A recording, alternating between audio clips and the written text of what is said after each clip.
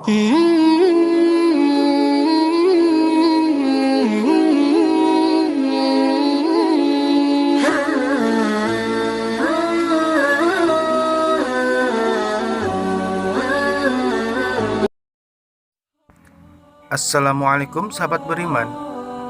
Masih ingatkah dengan peristiwa perang kaum muslimin melawan kaum kafir yang terjadi di 14 abad yang silam, tepatnya pada tanggal 17 Ramadan tahun kedua Hijriah? Tiada lain adalah Perang Badar. Tidak hanya karena bertempat di Badar, melainkan karena posisi peperangan Badar di antara peperangan yang lainnya, seperti posisi bulan Badar atau bulan purnama di antara bintang-bintang.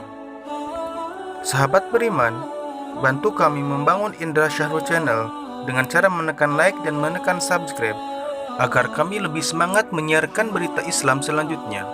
Terima kasih.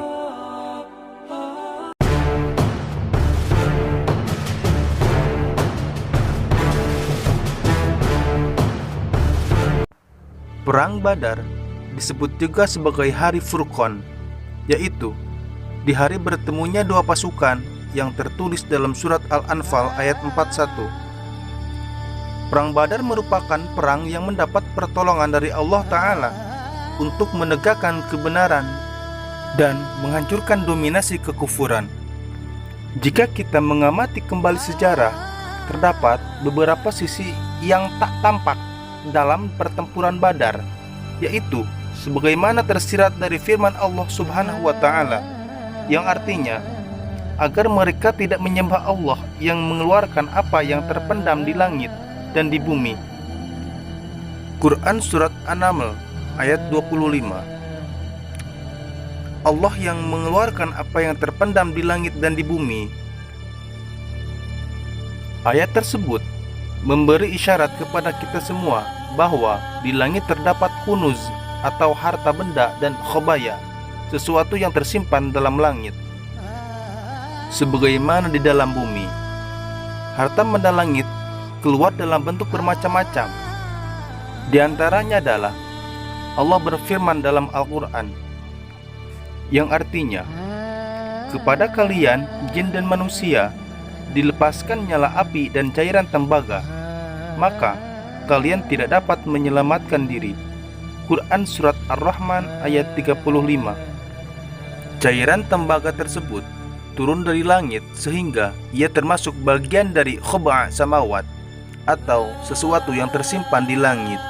Bentuk lain dari khobaya samawat atau benda-benda simpanan langit adalah di saat para malaikat turun dalam rangka menolong Rasulullah SAW dalam perang Badar. Yang lebih menakjubkan lagi adalah dalam perang Badar, para malaikat turun dengan menaiki kuda, memakai pakaian hijau, membawa pedang dan perisai, lengkap menggunakan fasilitas peperangan seperti manusia. Pertanyaannya adalah, dari manakah perlengkapan perang tersebut? Tidak lain, perlengkapan tersebut datang dari khobaya atau gudang penyimpanan sesuatu di langit, di mana itu semua termasuk bagian dari firman Allah Subhanahu wa Ta'ala, yang artinya, dan Allah menciptakan apa yang tidak kalian ketahui. Tidak lain pula, semua peralatan tersebut datang dari khazain atau tempat penyimpanan di bawah ilmunya yang tersembunyi, di mana ketika Allah Subhanahu wa Ta'ala menghendaki sesuatu tersebut, hanyalah berkata kepadanya, wujudlah, maka wujudlah sesuatu tersebut. Hal tersebut juga memberi isyarat kepada kita bahwa para malaikat sebenarnya tidak membutuhkan kuda, pedang, atau panah. Walaupun pada kenyataannya mereka membawa itu semua, tidak lain isyarat tersebut menunjukkan bahwa seseorang yang bertawakal kepada Allah Subhanahu wa Ta'ala, maka Allah Ta'ala dengan kuasanya memberikan kepada orang tersebut sesuatu yang dibutuhkan. Pertanyaan berikutnya, apakah semua peralatan perang malaikat yang disebutkan di atas tercipta dari asal muasal yang sama dengan jisi malaikat? Apakah semua peralatan tersebut asal muasalnya adalah malaikat sendiri yang merubah wujud? Atau di manakah mungkin saja malaikat berubah menjadi dua makhluk yang berbeda dalam waktu yang sama? Jawabannya adalah tidak demikian. Pertama, karena isyarat awal mengatakan bahwa semua peralatan perang yang dipakai oleh malaikat adalah khazain. Kedua, di antara para sahabat telah mendengar suara malaikat yang berbunyi, Akdim Haizum, Akdim Haizum. Haizum adalah lafaz Arabi sesuai dengan wazan fa'yul, yaitu dari kalimat hazm yang bermakna ikatan kuat. Hal ini pula menunjukkan isyarat bahwa para malaikat alaihissalam yang mengikuti perang Badar telah dipilihkan oleh Allah Subhanahu wa taala kepada mereka nama-nama yang sama dengan bahasanya Kanjeng Nabi Muhammad sallallahu alaihi wasallam. Dalam peristiwa Badar, para sahabat radhiyallahu anhum bertanya kepada Nabi Muhammad sallallahu alaihi wasallam, bagaimana membedakan antar hasil bunuhan kita dengan bunuhan malaikat, wahai ya Rasulullah? Rasulullah menjawab, apabila di antara kalian menjumpai tubuh mereka terdapat luka bakar, maka yang membunuh orang tersebut adalah malaikat. Dan apabila kalian tidak menjumpai luka bakar mereka, maka yang membunuhnya adalah di antara kalian sendiri. Jawab Rasulullah.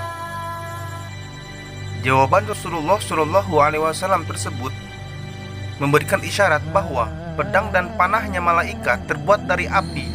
Sebab apabila senjata tersebut adalah bagian dari malaikat, tentunya tidak berbentuk api, melainkan cahaya, karena api bukanlah bagian dari tabiat malaikat. Daripada itu, senjata tersebut adalah termasuk dari khazanat samawat.